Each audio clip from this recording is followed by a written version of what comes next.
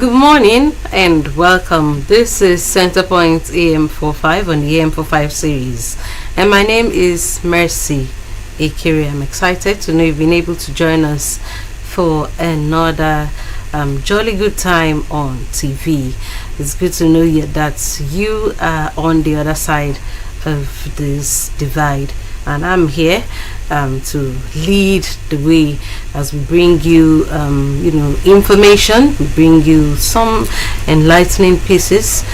We get to talk to you this morning. Our tradition on Centerpoint AM45, we usually take a look at who said what, who did what, where, when, why, and the likes. Alright, today on the program, we will be taking a look at Akwa Ibom State as we journey to our 37th anniversary. So far, how far? That's just going to be the focus today on Centerpoint AM45. Also, we'll be taking a look at what's happening on the national scene. Is it the cost of fuel price? Is it the floods? The harsh rippling effects of the economy? And what have you? That's what we'll be taking a look from the dailies that we have on the program this morning. I want to urge you to stay with us as it promises to be a very, very rewarding package. We'll take a quick break and then I'll show you headlines from the papers we have on board the program this morning. Do stay.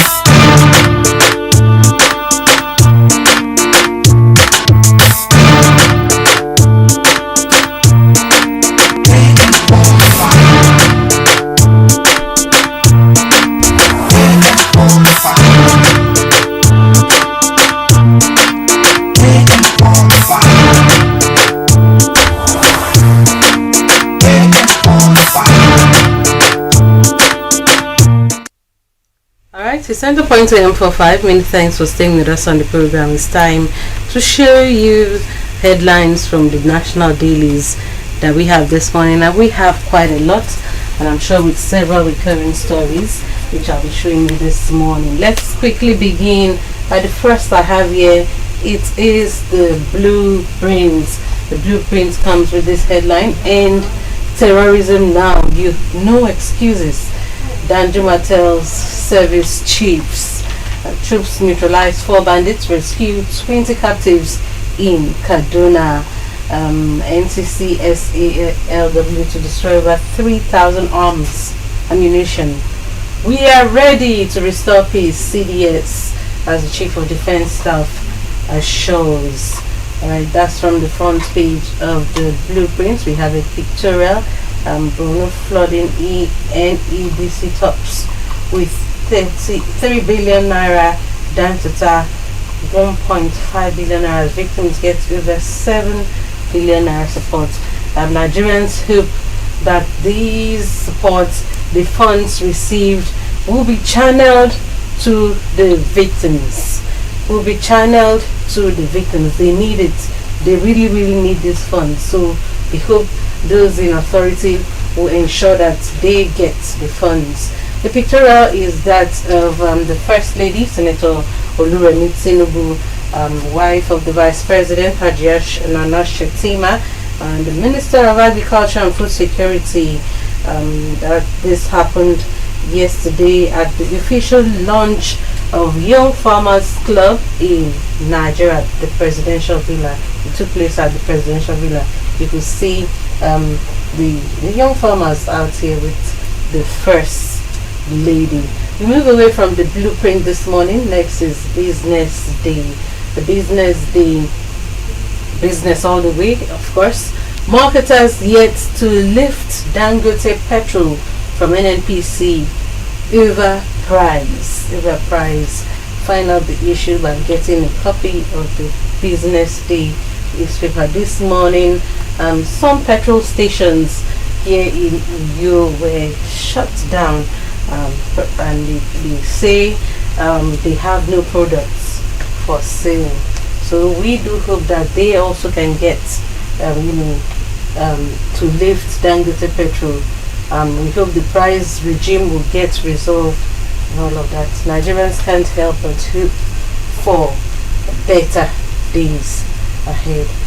Next is the Daily Sun. The Daily Sun this morning comes with this writer: PDP Bala Muhammad Des Wike tells FCT minister, I've had enough water to quench. I have enough water to quench your fire.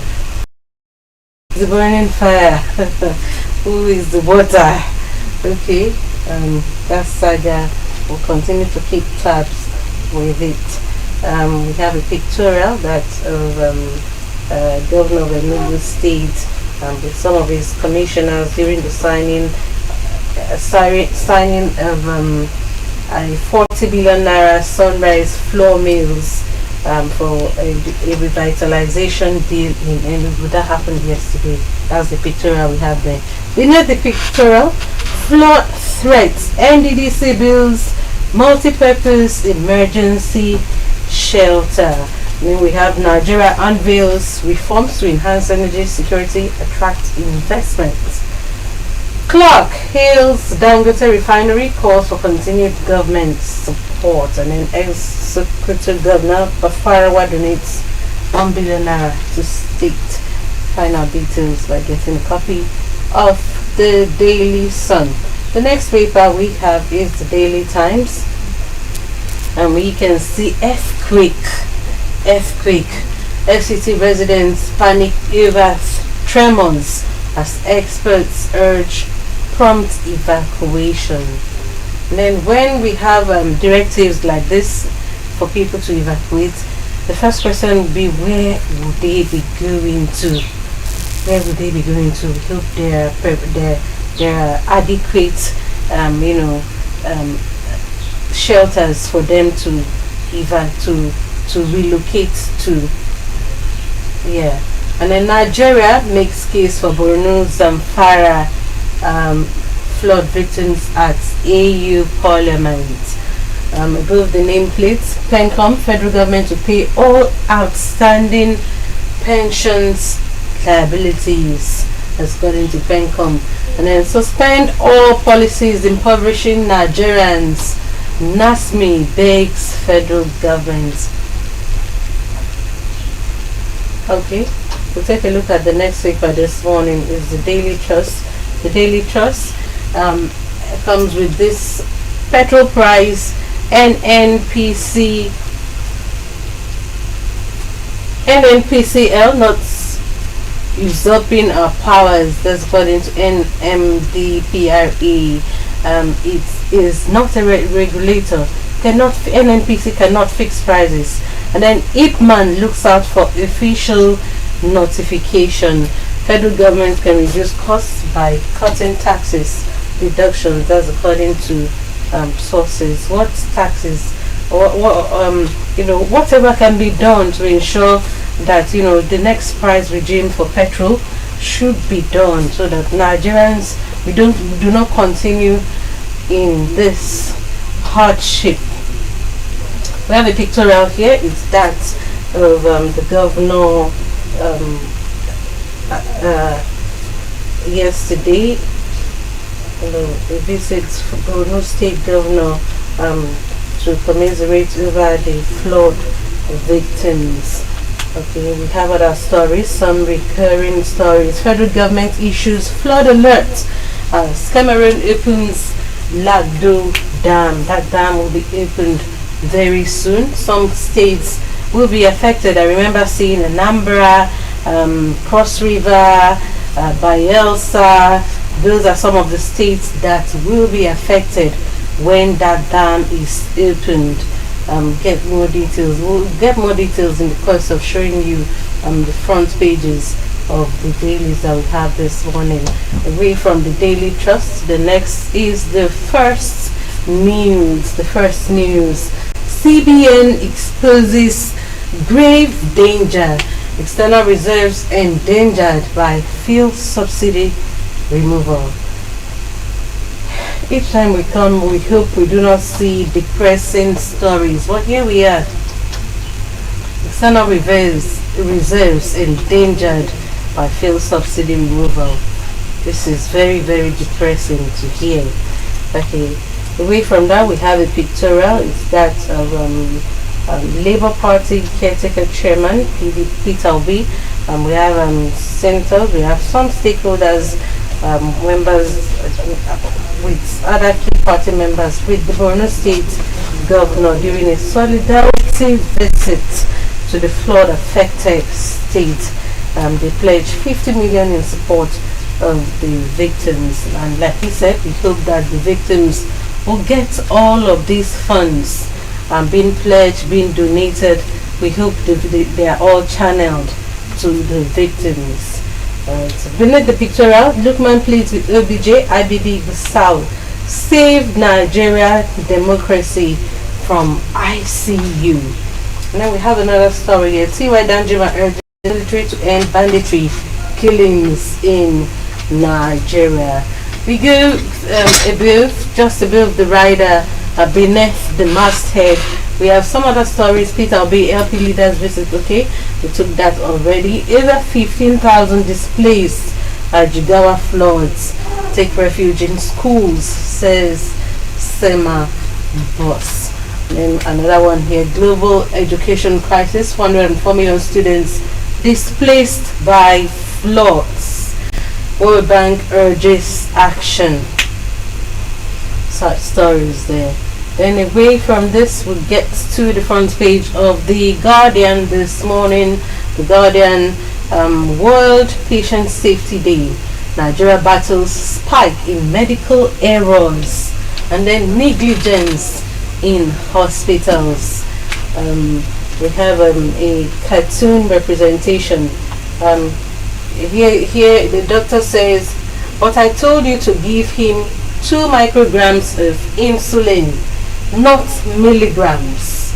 You better start thinking of family-friendly way of explaining his death. Those are some of the negligence that could be found in the medical sector. Negligence by errors and what have you. That's what we have, the cartoon representation that we have there this morning. Alright, away from that, some recurring stories, but let's take a look at what INEC says. INEC taxed on, INEC is being taxed on credibility as 379,245 PVCs uncollected in Edo. We know that the Edo Guba Pools comes up this weekend, and Nigerians can't wait. Well, we will wait and see the outcome of that election. But there's need for them to go out, get their PVCs, and there's need to, when we want to be accountable, we ensure that the results are, in tandem with the realities on the ground. So go get your PVCs, Edo people. Right. Nigerian flood on alert as Cameroon's Lagdo Dam releases water. Find out details, find out how, the process of the release of this water from this dam, how long it will last, the affected states, and what have you. Akwa hasn't been mentioned as one of the affected states so far. Alright. Panic in Abuja over vibrations from multiple earth tremors. We move away from The Guardian. The next is The Independent. We have a recurring story from, the first Nigeria's first ladies function yesterday, talking about the launch of the Young Farmers Club. That's the pictorial we have there. We have other stories. CBN says external reserves at risk on back of fuel subsidies cut. Some other stories, several recurring stories. Federal government asks tertiary institutions to skip post UTME for admission. So that's for people with disabilities. Federal government asks tertiary institutions to skip post UTME for admissions, seeking people with disabilities. All right, we move away from the Daily Independent. Next is the leadership. The leadership comes with this: 2.2 million voters to decide next Edo governor on Saturday. The political spotlight will be on Edo State come Saturday as they elect their governor, a new governor. Alright, no excuses and banditry, terrorism now. That's according to General Danjuma. We are working tirelessly, says the defense chief. Arms Control Center to mop up 6.2 million illegal weapons. Troop arrest notorious gun runners in Plateau State. Still an alert from the dam that's going to be opened in Cameroon. Some other stories: Zimbabwe to feed hungry citizens with 200 elephants. Oh, okay. We move away from that. CBN issues new guidelines on ways in. We move away from the front page of the leadership. The metrics is next. Several recurring stories from fuel subsidy removal effects on the CBN's treasury, and then charges by T.Y. Danjuma to the Chief of Defense Staff, and NNPC reveals why oil marketers cannot buy import petrol from Dangote. To get a copy of the metrics, check page 3 for details. Answers to the questions we asked this morning. Why can't they get to buy fuel products from Dangote? Next paper, New Nigerian. Some relief funds they're presented to Borno State government for the victims of the flood that happened last week.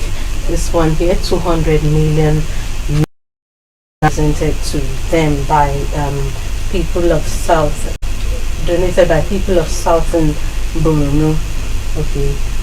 We will sweep Akwa Ibom pools. That's just beneath the masthead. We will sweep Akwa Ibom local government pools. APC vows. The election comes up on October 4. How prepared are you? APC has made its vow. Alright, for other stories, police bust criminal gang, arrests 9 suspects, recovers 968 ammunition, 5 firearms, 0.4 million naira ransom money in Delta. That's the most you can take from the New Nigerian. The next, the New Telegraph. Several recurring stories. And then let's take a look at this. Federal government seeks to close energy gap for 100 million people as new $550 million of project kicks off. Several recurring stories. And then oil theft above the nameplate. Oil theft, 135 illegal refineries, pipelines discovered. Then CBN, fuel subsidy removal threatens external reserves. Move away from this. The next is the Punch. The Punch comes with this big rider. GovPool, 35,000 cops arrive Edo as joint forces begin patrol. Some police parade 2,740 kidnappers, others with ammunition rounds. Yes, that's from the force headquarters in Abuja. We move away from this. Next is the Nation. Front page of the Nation. Several recurring stories. Edo polls 2.2 billion voters to elect Obaseki's successor, and then some other stories. have this day, those 3-horse race. How the candidates stand. These are some of the candidates. We have Asoya Igodalo, we have Olumide Apata, and then we have Monday Tobolo. Okay, come Saturday, maybe Sunday morning, Nigerians will know the result. And then the last this morning is the Vanguard, and then PCL, Dangote, fresh disputes emerges over supply volume. Alright, that's much we can take, showing you headlines from our national dailies this morning. Like we always say, if any of the representations is you feel it's against you or something, you can always seek redress by writing to the Nigerian Press Council. Alright, take a quick break. On the heels of that, we get to meet our guests on Center Points AM45. Remember, in about 5 days, 9:37, this will form the basis of our discussion in our next session of the program this day.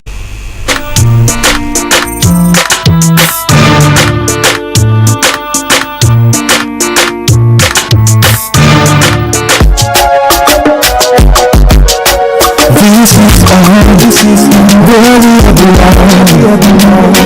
The place where life is beautiful. The peaceful ambience we enjoy when we live together. Unity and love. It's something that we know. Because stand together we go make up the fire. We be brothers and sisters, no matter where we be. It's all that we know.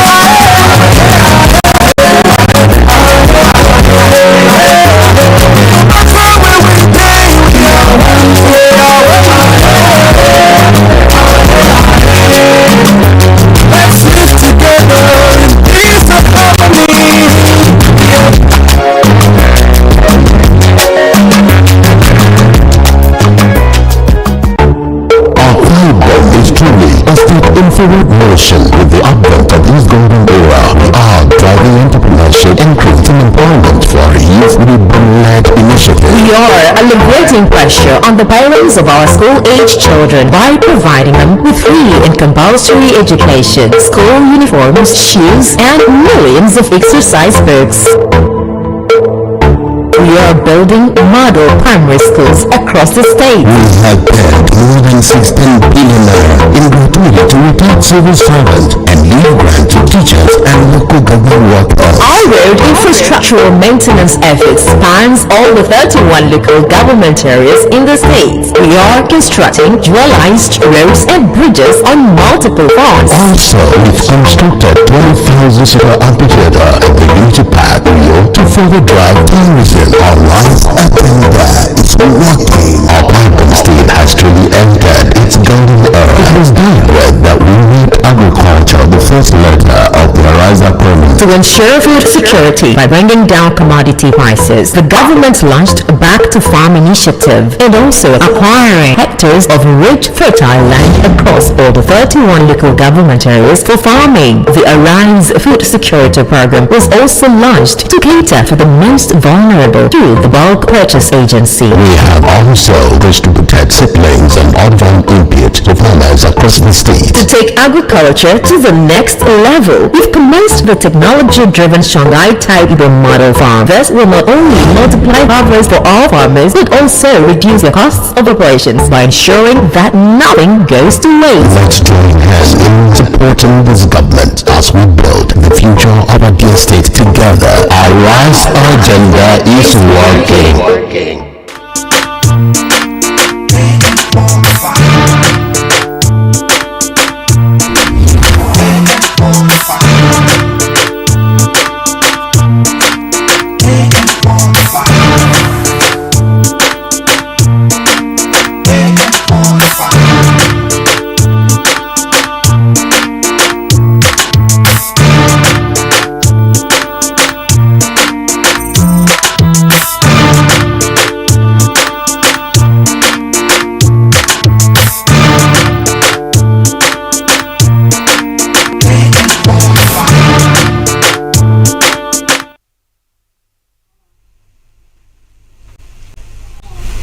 Alright, it's Centerpoint time for 5. Many thanks for staying with us on the program this morning.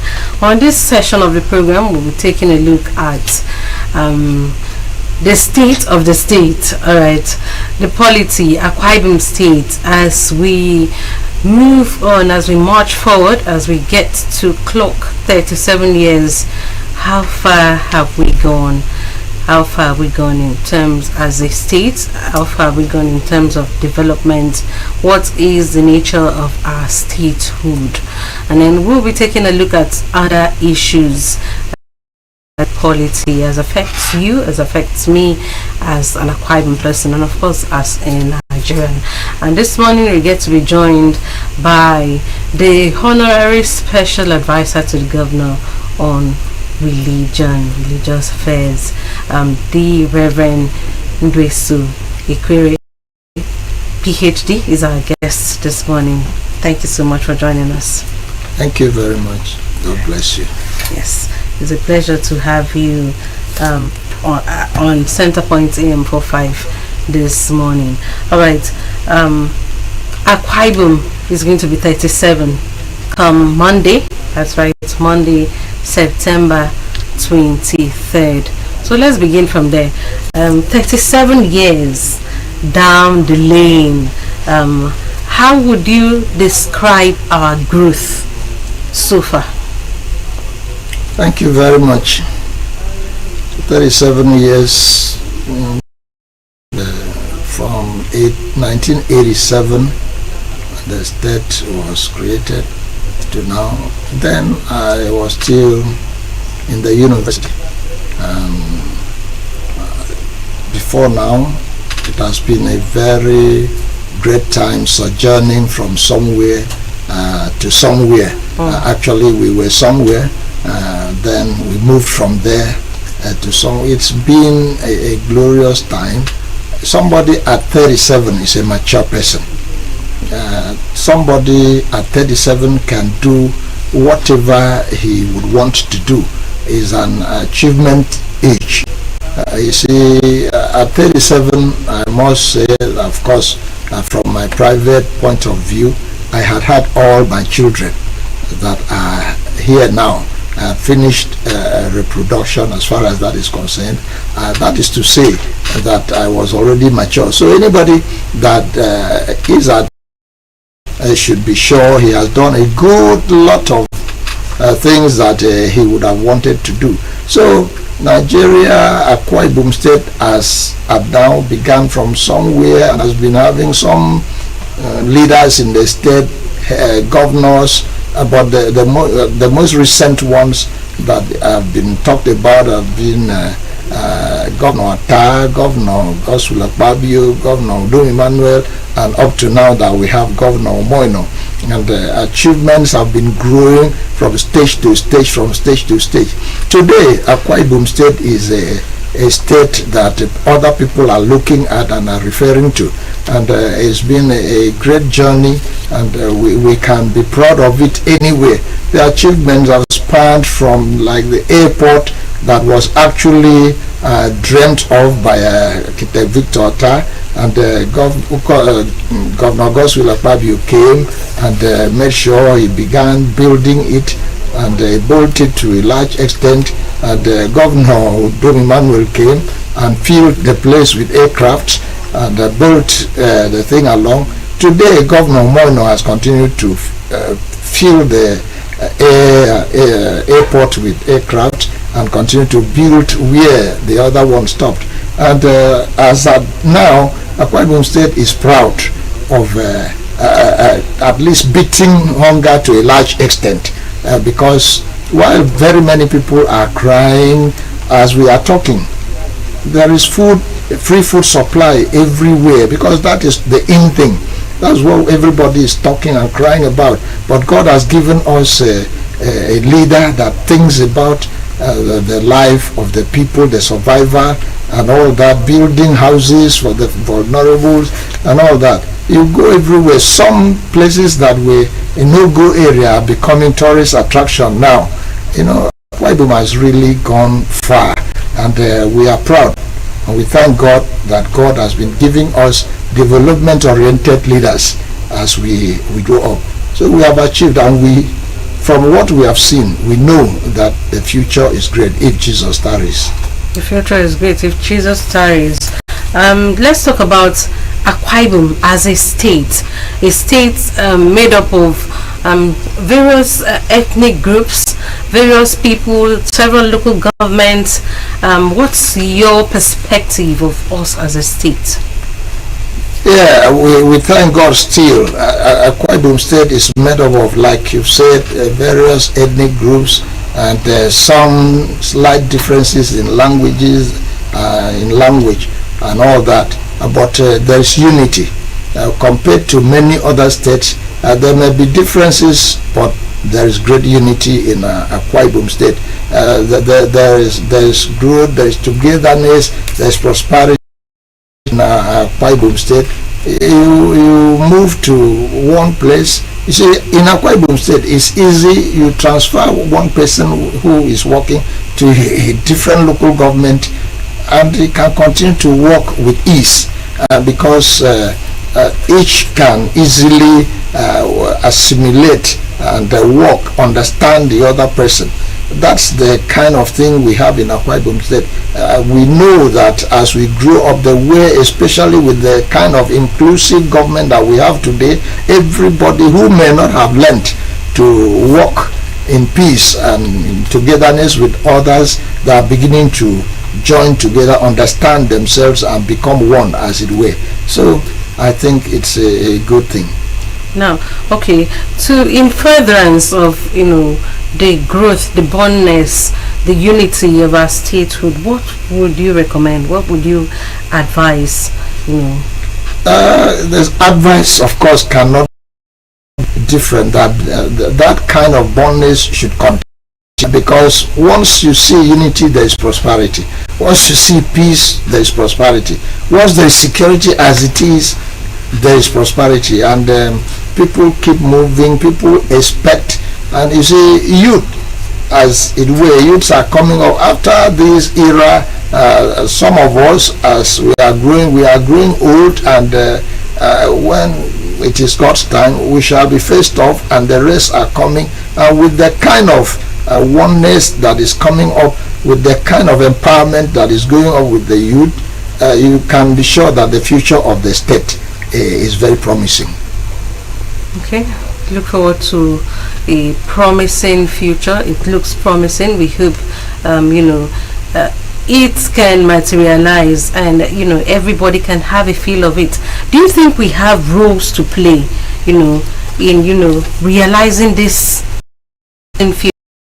Great role, as you see, it is the people who go at the front that show the ones coming, the clear path. If you are a shining example, you now cause others who are coming behind you to follow.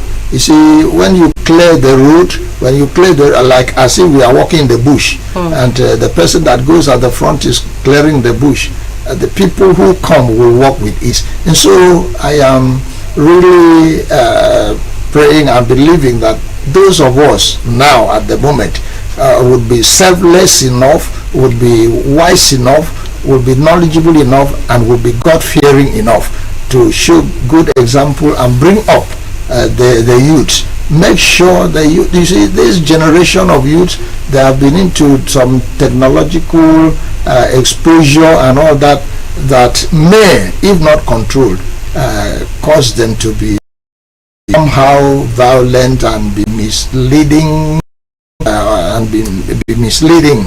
leading others to other vices and all that. But with the help of the grown-up ones, the mature ones, the adults, you can be sure that those that are coming will be influenced positively to continue to maintain what we are having today in the state and do it even better. You see, the problem with adults and probably with parents, so to say, because it is parents that gave birth to these youth that are coming, is that a lot of us have allowed our children, the youth, to be controlled by the technology, to be controlled by the environment and the atmosphere, rather than also helping them to grow in line with the virtues that we have come to see and that we know. And so if we join hands to at least control them, lead them, preach to them, and them to do what is right, the future will be wonderful. I'm still talking about the future of Akwa Ibom State. Thankfully, you've mentioned the youths, you mentioned the elders. I remember the Bible states that the young men shall dream dreams, the older men shall see visions. That's right. Now, from what you've said, some older men saw visions. Would you say the young men are dreaming dreams in line with this vision? And what should they do so that they can be, there should be a coherence, the young and the old, You see, like I have said, if the young men key into what is being done at the moment, if the young men are interested, if they are also guided properly by the elders, they will continue with what is right, and they will follow the vision that is. They will also broaden their vision, and with the kind of vision they will have, they will be able to broaden their perspective. They will be able to cause others who, because they are not the end of the generation, others will still follow them. The young men today will become old men tomorrow, and the ones that follow them will follow their dreams, will follow the vision that has been there. These ones that are having the vision, all the rest are following, and they also are expected to have their vision and allow others to follow them. And to that extent, you see, when one thing is a progressive thing, when as they continue, one thing begets the other begets the other, provided those things are positive. The more positive the dreams are, the brighter the future, and the more prosperous we will be. Yeah, we look forward to a brighter future. We look forward to sustained, prosperous future. And now, still talking about young people, because they say the young are the leaders of tomorrow. Recently, he said he needed young people to man the office of the youths, the Ministry of Youths, Ministry of Sports. Now, how can young people prepare themselves for the mantle of leadership, not just in governance, but at every level? You see, if we go biblical, you remember that Elijah had Elisha by him, a younger one who followed the older one, who followed Elijah, who was more elderly, and he watched what he was doing, and he did what he was instructed to do. He keyed into the vision and the things that Elijah was doing, and he did the same, even greater than what Elijah was doing after Elijah had been taken out. Same thing with Joshua and Moses. You see, the issue is, let the young even have the heart to now stoop down, be humble enough to look at and follow what the elders are doing. Even as we are in the state, they will not only go one way, the same way, they will spread off. They will spread up and begin to meet with the exigencies of the time. The issue is, like we say in a Bible perspective, as elderly ones, they have to show good example. As we are mentioning these people in the Bible, they showed good example to the younger ones, and the younger ones also keyed in. But remember, Elijah also had Gehazi, but Gehazi now did not follow Elijah. Elisha, even though Elisha showed good example, but he now went off and did something else, and he became a very wrong example, and he tarnished his future. So it is up for the youth to follow keenly and do what is right. It is up for the elderly to also do what is right and teach the rest that are coming to do. You see, that takes us to many places, like when the elderly give themselves to corruption and a lot of vices and many things that are being done today, then the other ones who are coming will simply say, well, this is what I learned. Let me also, to that extent, the future we are talking about, and indeed our state, will not be any better. But it is my prayer that God will help the elderlies, the elder ones and all that, to know what they do and cause the rest to also follow them. So as we sit, we can look into the future of this state and say, at last, God is doing it. Okay. Now, I'm sure at 37, Akwa people look forward to sustained development, sustained growth, prospering, people moving from where they were before to greater heights, to where they are supposed to be. Okay. Now, you have said that at 37 one should be one is already matured, should be held responsible, accountable. Yes. I look at you and I know, okay, this is an elderly man who has passed through stages in life.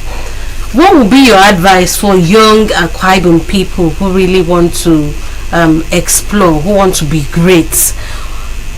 These days you see people, they just want to move from A to Z.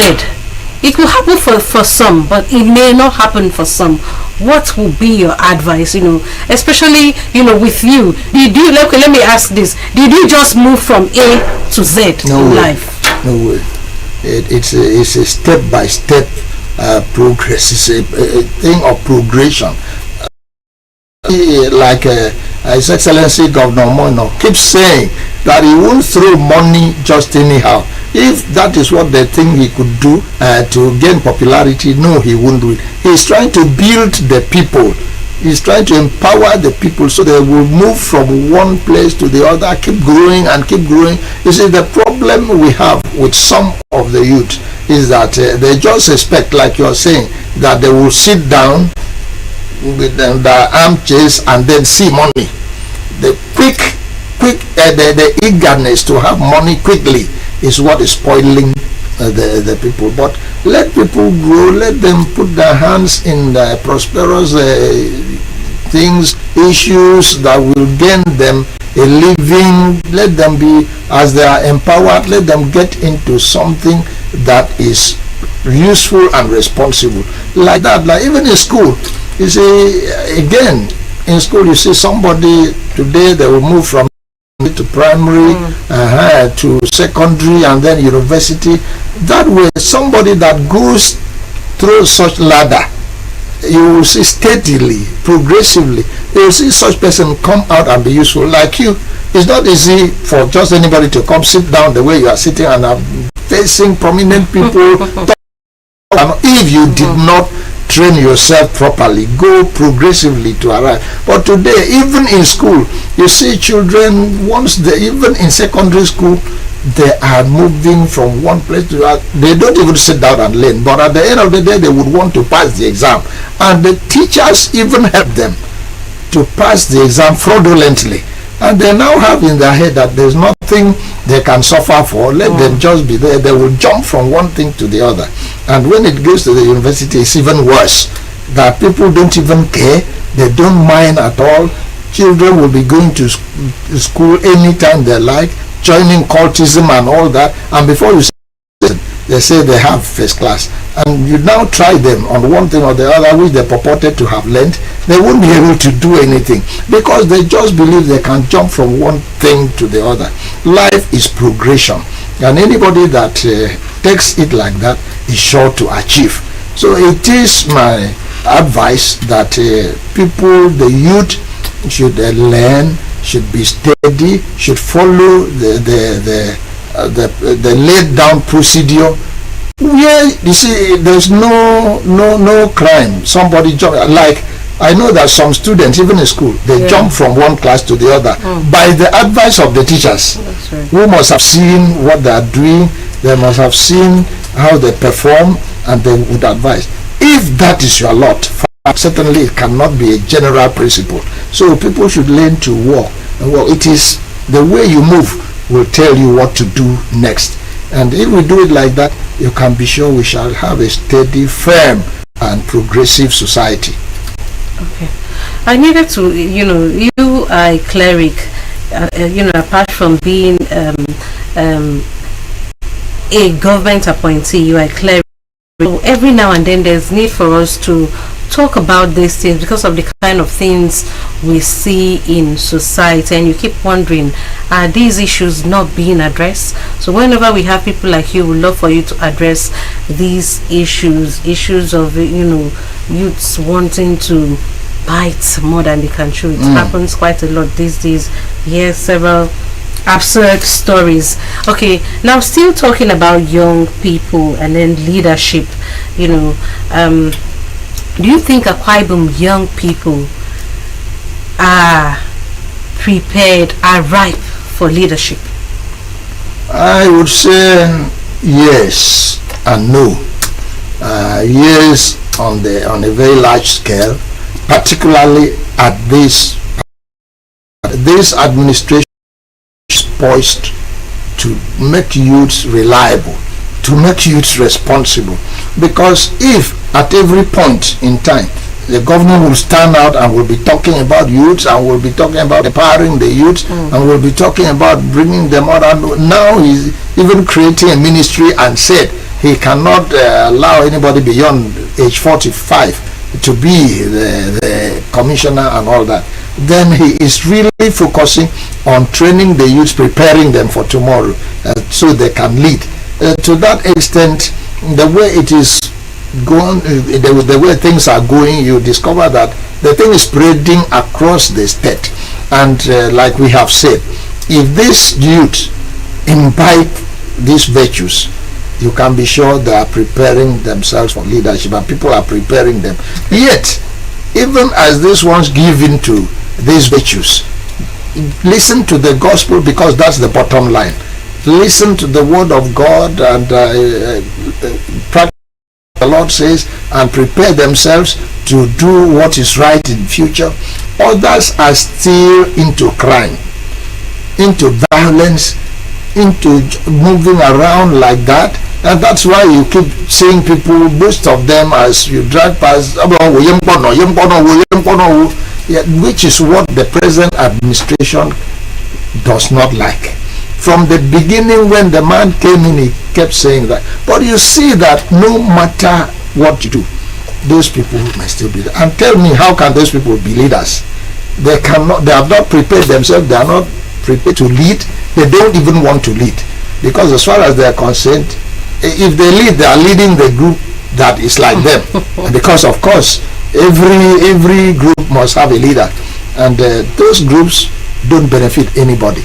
Yet, like I said, on a large scale, a greater percentage of youths are prepared to lead, and we are praying that the future leaders will even do greater things than the present ones. Okay.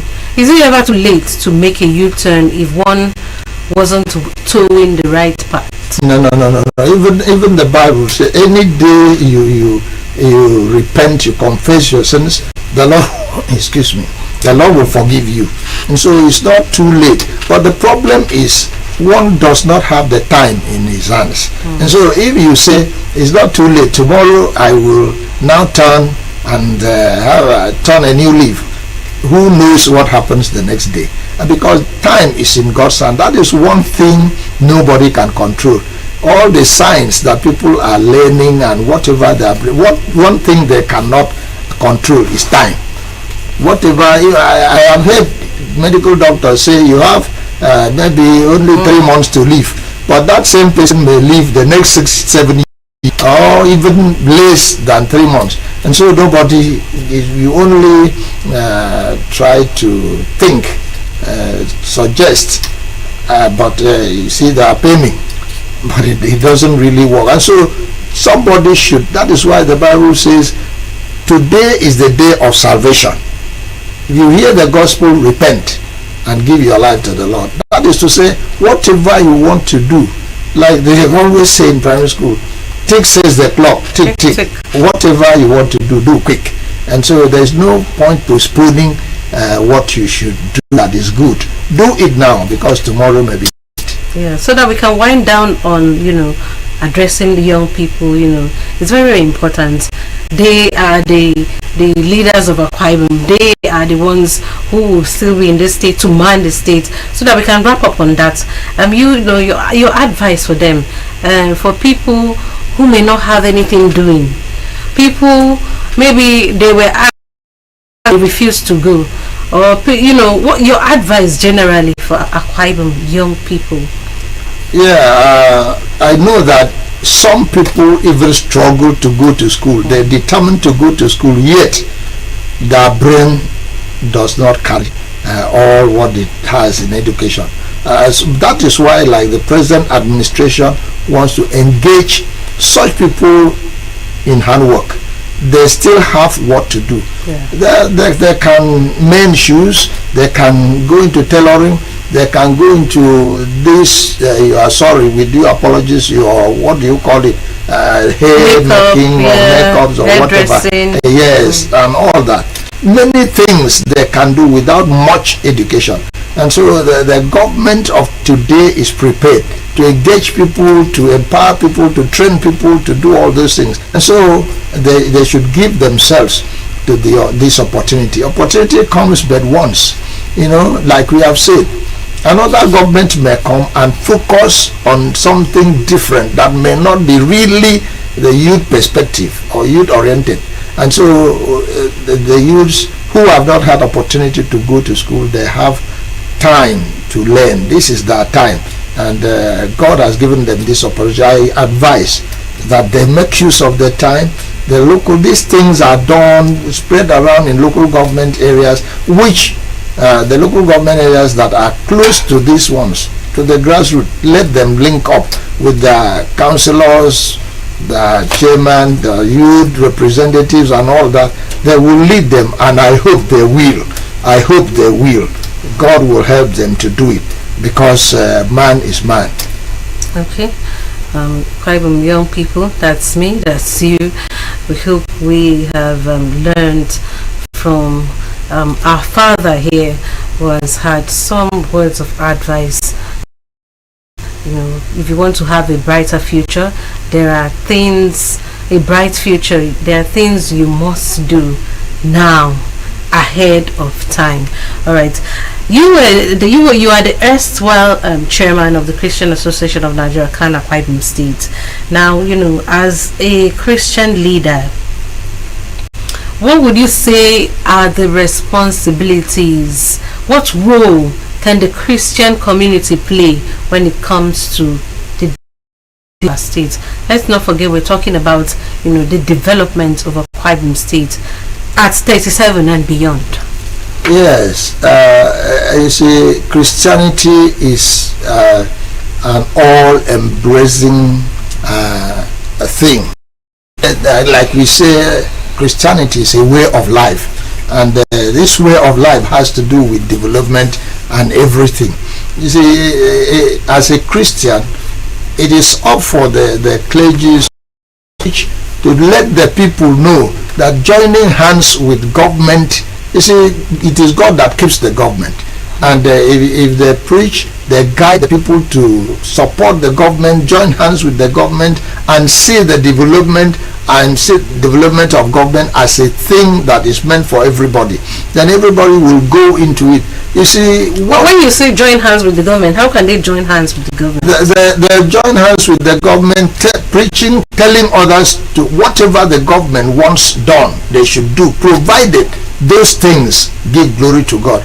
If, for instance, government will build infrastructure, and before you know it, people go about destroying those things, it is up for the pastors to tell the people those things are vices.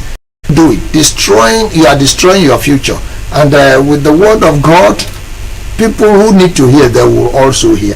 And whatever, you see, churches can even go into, like present administration, they say they can go into cooperative society and all that. They can go into such things, and then before you know it, they reach out to others and they continue to develop.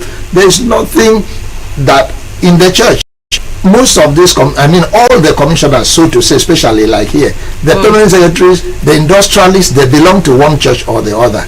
And so, as they are in church, they will listen to the gospel and they will go out doing better what they knew how to do. You know, they will go ahead and help others. They will go ahead and develop the state. They will go ahead and bring development from wherever they see into the state, and will encourage the governor. The governor is a human being. He cannot do everything, but the ministers, as it is, particularly this administration, you see, the governor recognizes the clergies. He will always bring them together, talk to them, ask them, please, whatsoever you see that I have not done well, call me. I'm one of you, talk to me. And that way you are helping government to develop the state.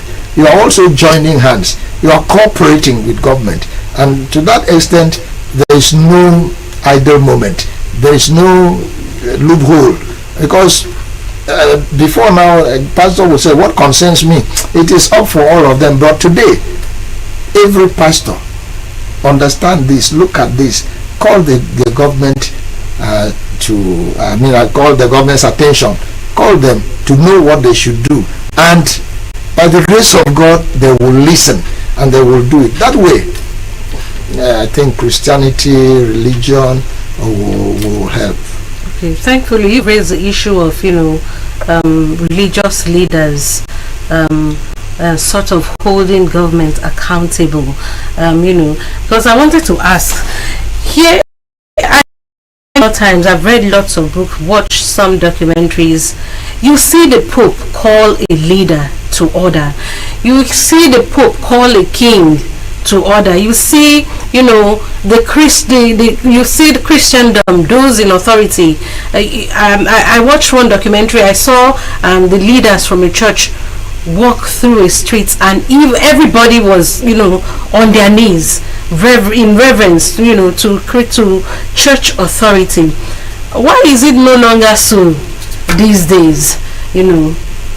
Can church leaders, tell government leaders, what you're not doing isn't quite good? You, having worked with the governor, do you think, is he a man who would listen if any of such clarion call is made? Thank you very much. This is a very critical question. You see, governments differ. There was a time like that will be ruling and it will be telling government, directing government on what to do and all that. Time graduated, and today, especially in most, the church had now sort of stepped down because the church has almost lost her integrity.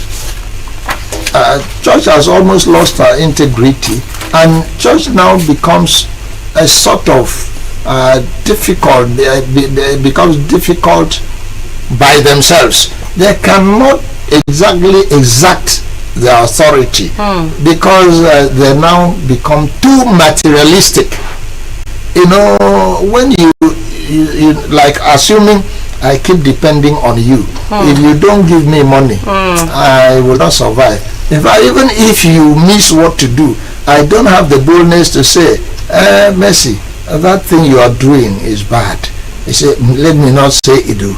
Because you have gradually left the authority, the power into the hands of government, who will now tell you, shut up. Otherwise you won't be paid. You will, and like that gradually it began up till today. And it's even getting worse because you see people become somewhat idle and believes that the only way to get money is to become a pastor. And being a pastor now is to depend on the politicians, depend on government, that it is government that must come and pay me, the government that must do it. You see somebody, just ordinary child naming ceremony, he will say, I want to invite the governor. Ordinary child naming ceremony, And somebody is going for child dedication just down there in the village, and they will tell you, please, I want to give you a letter so you can give the governor if you will come. All the hope of every Christian, every pastor anywhere believes that government must do everything. In fact, members don't even know how to help the church any longer. They believe it is government, and to that extent, government rules, government reigns. Everybody is subjected to whatever is done, and because I mean, it has it difficult to tell government what you do is not good, what you do is bad. But the case of this present administration is different, in that, like I have told you, you said so. Yes, the governor himself gathered over 100 church leaders and even constitute what is called Christian Leadership Advisory Council. That has never been. Okay. And has mandated the church, see, I am one of you. If I fail, I will disgrace you. I will fail you, I will disappoint you. Therefore, don't let me derail. Whatever that is not good, call me. So it is believed that whatever the church would tell the present governor, because we are really talking about Akwa Ibom State now, 37 in particular, whatever the church would tell the governor, please, I think this paper should not be here. It won't be well with the entire state and with the church if it continues to be here. I am confident of the fact that the pastor, the governor who is a pastor, will like to protect the church and its name, and the state will stop doing it or will mellow down on such things. Therefore, I think, whereas there was such a time, these days it becomes a little difficult because government has changed. Yet, in some states like our own, that has given herself, is not saying I will take your dictates. Yeah. He was saying I will take your advice. He weighs it and discovers that it will be in the best interest. So I think that's where we are as far as Akwa Ibom State is concerned. Okay. And then the place, the role of praying for the state, are Christians still praying for the state? Yes, Christians are still praying in most churches, in most individual homes and all that. And it may not be that regular, it may not even come as a thing to be published in the radio or television, are still doing it silently. Some organizations, some groups are still doing it. I personally am an advocate. Also, given the position God has placed me today, I'm an advocate of group prayers. Please let us come. Many groups that I see myself, I have advocated. We can't only be enjoying government. Let us also do that and pray. Pray for the governor, pray for the government, pray for the state. That way we will even encourage the government that we have these people, we constituted this organization, and they are praying for us. You see, when you are really on the action, it becomes difficult for you to pray as regularly as it should be. It is people that back you up. It is people that pray for you. And so it is my advice every time that people should be praying for government. Most people are doing, but you see, prayers can never be overdosed. And so I still expect that it should be done more and more. All right. Now let's move on from there. Let's talk about the upcoming local government elections. It's coming up on the 5th of October. 5th of October. That's the first Saturday in October. What advice for Akwa Ibom people as we go to polls? I can't speak away from the governor of the state because he's the leader. I must always refer to him because I can recall he has been saying loud and clear that everybody should qualify for this race, and they should do their campaign. They should work anybody that was elected or the primaries or even before then was elected and should be a qualified person, because if you are not qualified, you don't even have what to challenge the people with, and the people will just see you as nothing and they will push you. That's the first thing, that people should be qualified, and the people, as you are now a candidate, you should begin to do much work and campaign so that you have free and fair election. As far as is concerned, there will be no mago that elections will be on ground for everybody to do, because it's not just one political group. There are many other political parties, and people will contest, and who wins will win. So I am also wishing that everybody should key into what the leader of the state has said, that people should make sure they do not sit down to plan violence and whatsoever crime and all that. They should sit down, campaign, do the neat campaign, decent in words, issue-based campaign, and then go ahead. You see, with what is on ground, people are encouraged. You don't even need to fight before you win. If you do a good thing, if you behave well, if you have what to show, if you those are evidences that you can easily convince people. Just go ahead and you'll be voted for. I really advise that people should be prepared to vote for the right thing. Vote for what you have seen. Vote as you are convinced. Vote because you see evidences on ground, and don't think of whatever problem, because it won't speak well for a state that has been named the most peaceful, with all the security that we have been talking about. We are proud of in the state. Okay. Now, for people who will emerge, what advice would you have for them, as leaders that they will be? Oh yes, that they should be very selfless, very, very selfless as they come. And they should know that it is people who voted for them. They should not become kingpins after they have won. They should also carry the people along. The entire local government looks after them. The people look onto them rather. They look onto them, and as they come on, they should believe that these people who went all out to vote for them, they are expecting them to also reciprocate. They are also, at least in terms of whatever goodies that come, care. The governor cannot do everything to them. That is why there are levels of government. Federal government will take care and will expect the state to take over. The state, as it were, is taking care of the people, but local government should also stoop. You see, let nobody come and believe that he is the Lord and will lord it all over the people. That thing annoys the elders, and begins to put some disappointment in their heart. Is this what we voted for? Or this young man or woman, as it were, today has come to climb on our head, is not even looking at us and all that? The local government areas are very small places to be catered for.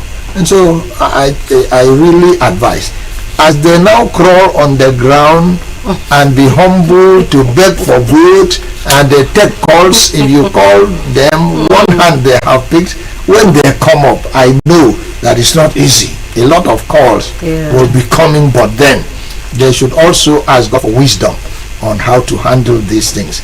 And they should believe that the only organization that leads them, that helps them, is an organization that has to do with Christ, and not whatever thing people claim to put themselves, register themselves and all that. And so it blinds their eyes not to see what they're supposed to see, and carry the people whom they earlier depended on along. God will help them. God will help them. In case you're just joining us, my guest is the Honorary Special Advisor to the Governor on Religion, Religious Matters.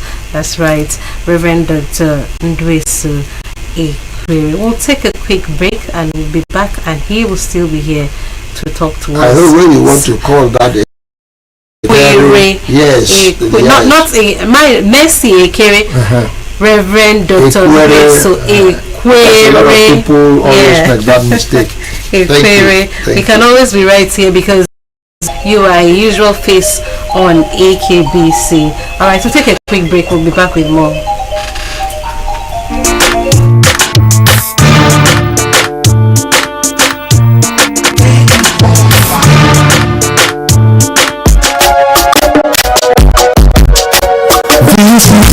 This is where we belong. The place where life is beautiful, peaceful, and yes, we enjoy when we live together, unity and love. I'm really it's all that I know, because come together we go make up the time. We be brothers and sisters, no matter how we be. It's all that I know.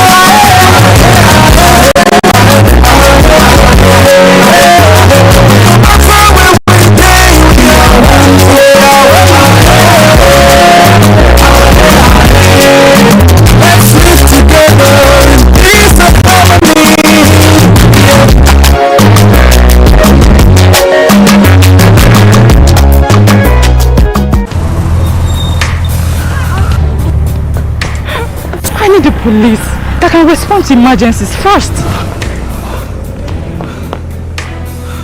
I want the equipment I need to do my job.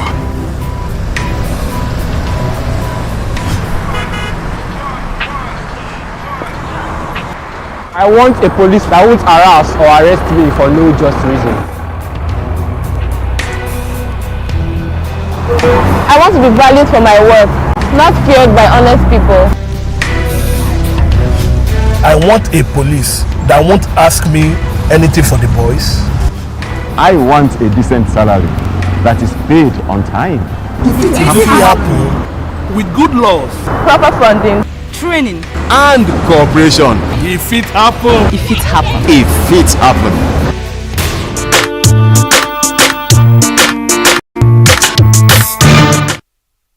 Alright, it's still Center Point AM45. Many thanks for staying with us on the program. Our guest is still in the house with us, talking about the special honorary special advisor to the governor on matters, Reverend Dr. Ndwesu Ekwere. He's still with us on Center Point this morning. Thank you so much for your time. Thank you so much for your time. Welcome. All right. Let's take a look at the polity Nigeria as a whole at the moment. The other week, to one of my guests and I said, if you just want to start a conversation now, even amidst strangers, just say Nigeria. You know, everybody will jump in. Just say petrol. Just say flood, insecurity. You know, that's the situation of the country. I took a look at, the headlines this morning. Those are most of the stories, apart from these headlines, we are living the reality. We see it, we buy it, How is it with you, sir? With me? Yeah, are you buying the same petrol? Or is your case different? On a very light mood. I'm not buying. I'm just scooping it from the river. From behind your house. From behind my house. My dear, the situation as far as fuel is concerned, I think is neck breaking. It's we find it difficult to cope with. We can't even know what is happening because as the days unfold, you keep having the thing in the increase on the increase. I see people when they say they should be at the event. I see people comment here and there. Let them give fuel, or let them give fuel, let them give fuel. At times you can't really blame them so much because it's becoming absolutely very difficult. Unfortunately, even the so-called minimum wage they talked about cannot in any way assuage the situation, because if one is buying fuel at 1,400 naira, I mean per liter, I mean, you can't understand how you drive to anywhere, irrespective of how much do you earn. The situation is bad, and fuel affects every aspect as far as we are concerned. It's not easy here. It's not easy. Unfortunately, NEPA is not even doing us good. As a power distribution company. Yes, whatever they call themselves. You see, that's another very unkind sector. Very, very unkind. That you can't ever rely. You don't even know what is happening. They can treat you anyhow. They will always have complaints. This is the grid has fallen, or whatever, transformer has blown, or what, and yet excuse me, as some kind, as like I say, as they will always bring the bill, very exorbitant bill, and you even when the transformer would have been spoiled for about 3 months, they will still bring bill. I mean, I wonder the justification. I keep telling the people sometimes, it is not in your own interest to go around asking for bill when there is no light to, that you are not safe. It's not good. People are angry. You should also know when to go around asking for this. Fuel situation is very biting. It has affected the entire life in the state and everybody, including me, because I am in the state. I am in Nigeria. I'm a human being, and I pity people. I pity people who even didn't have much and are still living in the same economy. So first, in fact, it's nothing to really talk about. It's as if we should not even mention fuel, because anyway, like you've said, anyway you mention fuel, it's like you have scattered the whole thought. People who may have been together, talking together, discussing together, loving themselves, and suddenly you discuss along and mention fuel. You see people just shrink and begin to wonder if it's a very terrible situation. And every other thing is contingent upon fuel, like I have said. High cost of living, yes, food.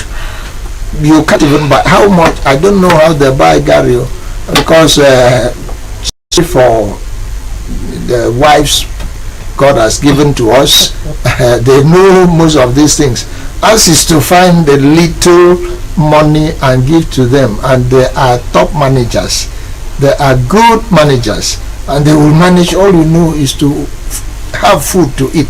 The struggle is not easy. I really pity the people. Life is difficult. But if you, I know you will still ask, but in Akwa Ibom State, the difference is a little clearer than what happens in other states. Like we are talking now, the second phase of food distribution is going on. When I look at the television or social media, you can see one long truck drive around with food inside and bathing at a particular local government, and you see people. It is not happening anywhere, like the best of my knowledge, and it has never been like that. I know you're from Musulubium. Yes. Has that truck birthed in from the timetable? I don't think it has yet come. Okay. The timetable, from what I saw this morning, is November. Okay. That is come, because the thing is going gradually from one local government to the other, from one local government to the other. That's how to, you see, one thing God has given this administration is sense of organization, orderliness. You know, they know what to do at what time and how to organize whatever to reach the people appropriately and properly. You know, because if it was just going anywhere, one couldn't have known it. They would be shouting. It has not come with us, but now they came out with a timetable and make sure you are waiting for your time. When it comes your time, you go to the headquarters and collect them. So the food distribution by the government of the day in Akwa Ibom State has made life somewhat easy, very easy, to the at least particularly for the vulnerables.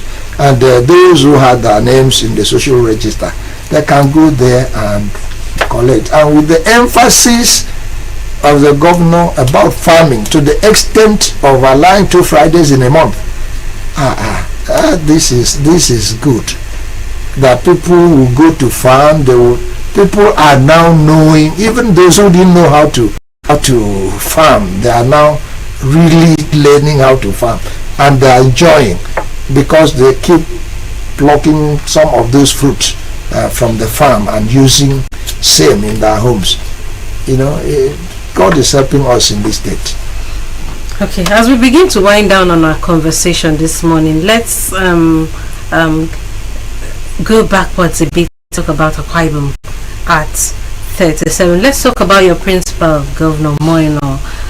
His contribution to the development of Akwa Ibom. What would you say these are?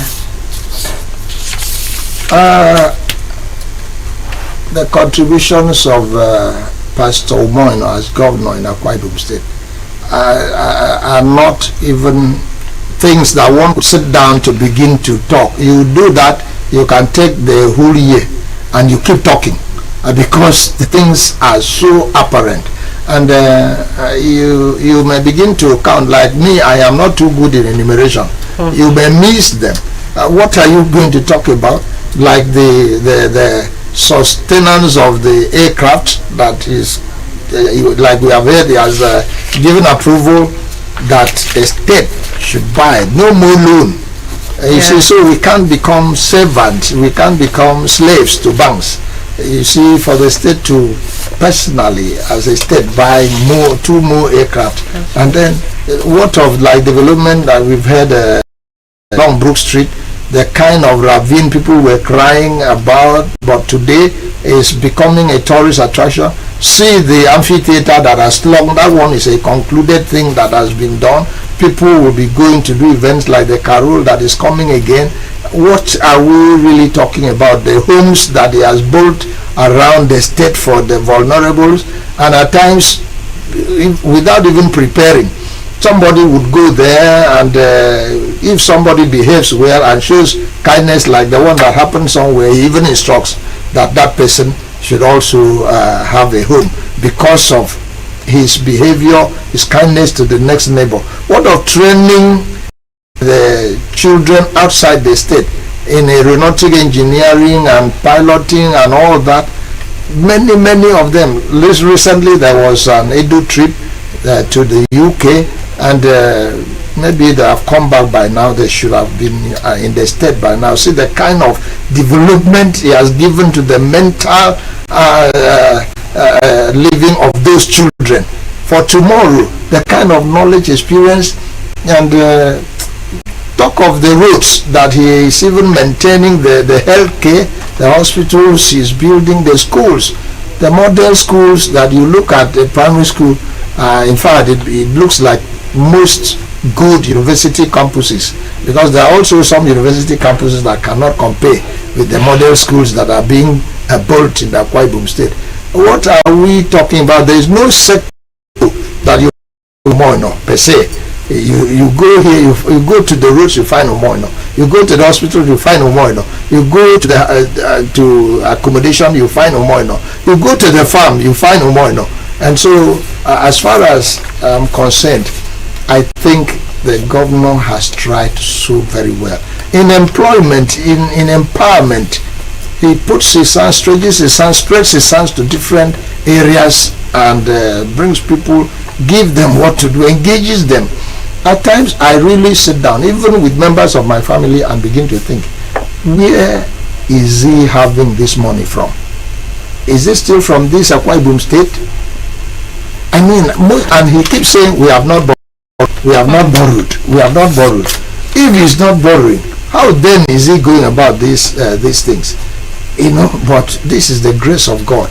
And I think if it were me, all things being equal, the next governor after 2031 should be a businessman, because it's like this business sense is really driving the state far. Okay. Right. Finally, what's the role of Akwa Ibom people in the development of Akwa Ibom, as a way of rounding up our conversation this morning. We can get to 38. Yeah, our responsibilities, we can get to 38, get to 39, get to 40 in sustained development. I would advise the Akwa Ibom people to think right, to love what is good, to follow the perspective that is on ground, to know how to maintain what is good, so it can those things can be sustained. When you love a teacher, you will understand the subject he teaches. So people should love the leader. People should be able to key into his program. That way they will also be able to sustain what he has put on ground. People should forget about selfish living. You see, there's so much selfishness in the system. People should also be selfless, should like to help the others, should not be the winner takes it all. And they should not just encamp around the authority to the extent that they wouldn't allow things to go out to others, and yet themselves don't also give out. If God did not give the leader the heart of generosity, a lot of the people would make things difficult. So people should spread out, take from the source, spread out to the rest of the people, and think that tomorrow will come. Today is 2024. Tomorrow, like you are saying, 2025, like that. Not just to think that the world has ended here. No, like we have said, that is following. Not that you have the youths that are coming. Also try to affect them. Don't wait and by the time they talk with you in the village or around, they say, the governor has not done it now. Talk to the governor. How do they? Everybody will reach the governor. Let the people move around, affect the state, affect the grassroots, and prepare the people towards future years. That's how the state should be. That way, we would have breathed a sigh of relief to say that at least we have been useful in our time. Okay, many thanks to our guest this morning, the Honorary Special Advisor to the Governor on Religious Matters, Reverend Dr. Ndwesu Ikiri. Thank you so very much, sir, for coming to bear your mind on diverse issues, especially as Akwa Ibom will be celebrating her 37th on. Thank you so very much. Thank you. Thank you too. That's it on this session of the program. We have more for you on Centerpoint Tuesday.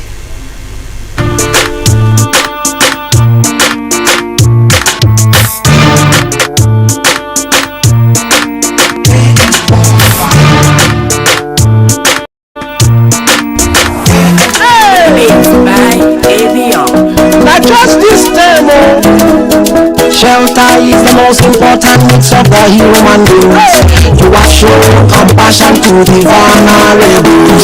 Just this time, you are building 100 houses. It is ongoing for the purpose of the poor. Human beings are the soul of the society. You are proving that your people are your priority.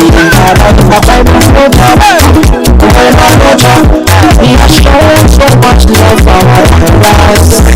You are fighting nature, woman and nature. He has a power of farmers with farm siblings.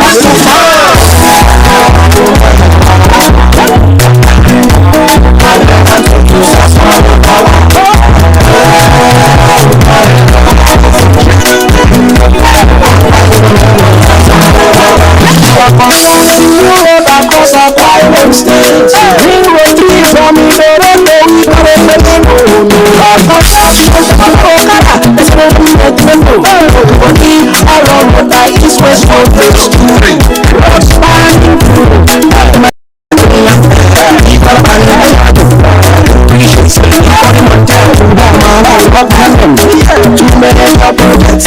many more I can see in all 21 local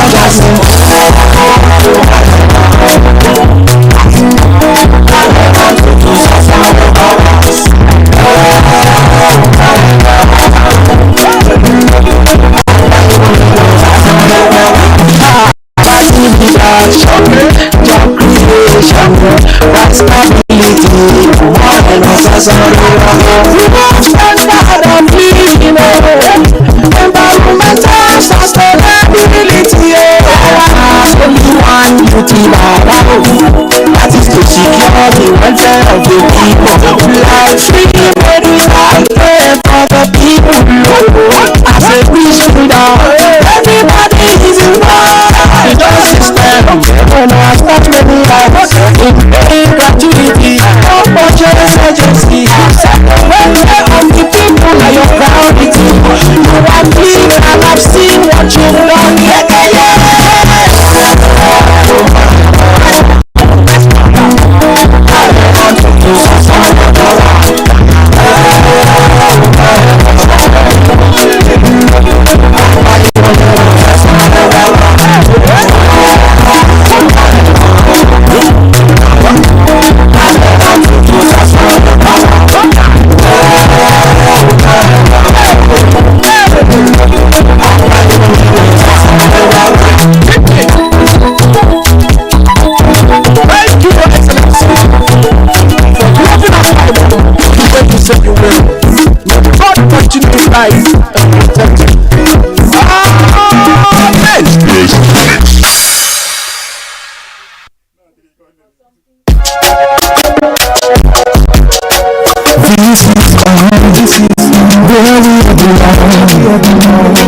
The place where life is beautiful, peaceful, and yes we enjoy when we live together, unity and love.